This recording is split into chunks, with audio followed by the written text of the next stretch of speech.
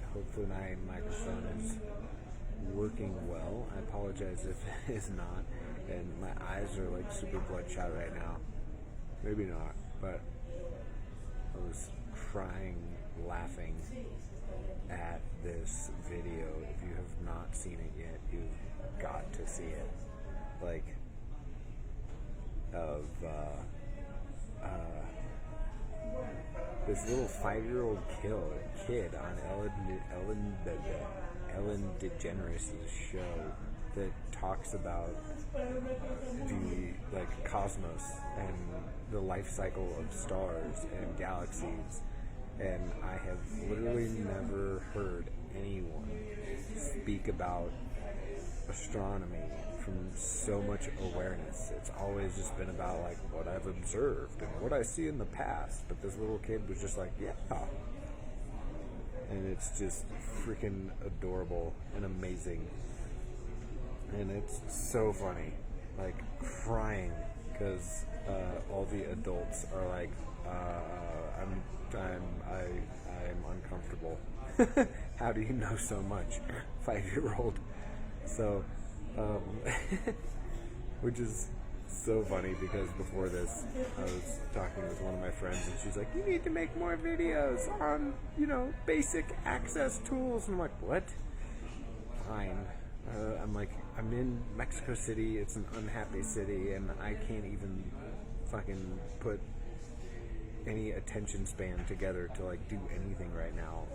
Like, I made it to I did make it to the lounge. I was just like walking and I was like, oh, look at the lounge. Perfect. So that was exciting. Kind of my whole day has been without thinking. I wonder if that 5-year-old thinks. He doesn't.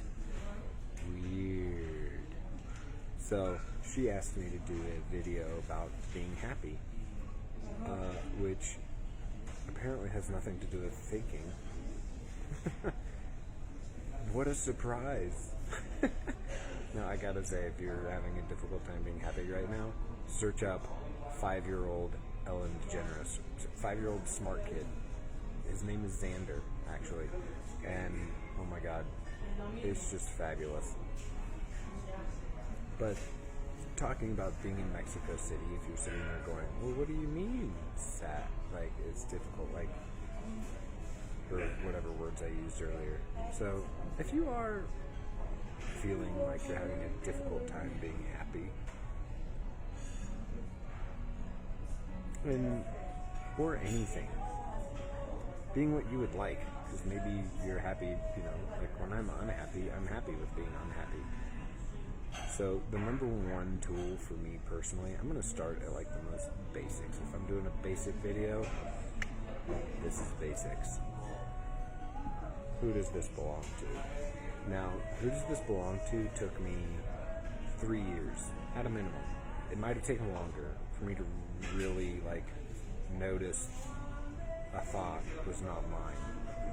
Now, I get that you might have just skipped ahead a little bit, and that's because who does this belong to is a question based on, you ask that question for every thought, feeling, emotion, consideration, anything. Literally, if it's going on in your head, who does this belong to? So that looks like, I'm unhappy. Who does this belong to? And you ask the question. Now, at sometimes, who does this belong to, you might go, oh my god, it's not mine. It's like all the people around me, they're all unhappy. I'm totally happy. I'm fine with this. Or if it doesn't assist in creating more ease, ask, who does this belong to? Is it mine or someone else's? And then if it feels lighter, like you get, like you feel relief, you feel lighter when you say it's someone else's, then it's not yours. If you feel lighter, like what we're looking for is this kind of sense of relief, like, oh god, that makes total sense. Wow, but not like from your mind, it's just like your whole body might relax, and you'll just go, whoa. It's actually the energy of the 5-year-old kid in this Ellen DeGeneres show. Like, the energy he is when he's talking about astronomy, that's the energy we're looking for. Like, oh. Like, he's like, yeah, there's 120 billion galaxies. Crazy stuff like that. So watch it. Google it. And so that's what you do. If you get that it's light, that it's yours, Hawk and Pod everywhere I bought this is mine. Hawk and Pod everywhere I bought this is mine. Dr. Dane here created an app for this. It's going, if it doesn't already have languages available, they are coming out very, very soon. You can download the app and your phone will send you messages. Who does this belong to? Who does this belong to? Who does this belong to? So, even if you've asked, you might want to keep asking. I'm still asking. First time I ever asked was like 10 years ago. It took 3 years to discover, oh my God, that was not mine. Like, to really realize a thought was not mine, that I was actually like aware of someone else's thought, was just crazy mind-blowing to me at the time. Now, because I've been doing it so long, it's